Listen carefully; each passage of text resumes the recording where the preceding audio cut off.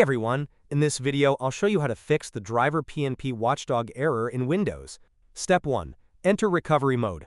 To begin, we need to access the Windows recovery screen. Press and hold the power button to turn off your computer. Turn it back on, and as soon as it starts, turn it off again using the power button. Repeat this 3 times. On the 4th boot, Windows will detect a problem and take you to the recovery screen that says, your PC did not start correctly. Step 2.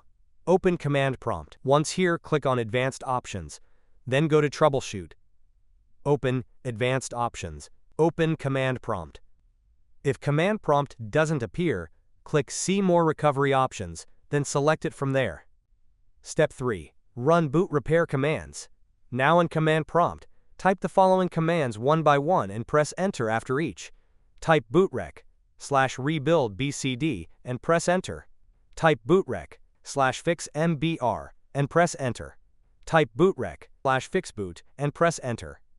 If you see access is denied on fixboot, just ignore it and continue. Now type sfc/scan now and press the Enter key. Let this scan complete. This will repair corrupted system files.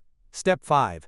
Run disk check. Type the following: chkdsk c:/f/r and press Enter. This will scan your hard drive for errors and fix them. It can take a while, so be patient and let it finish.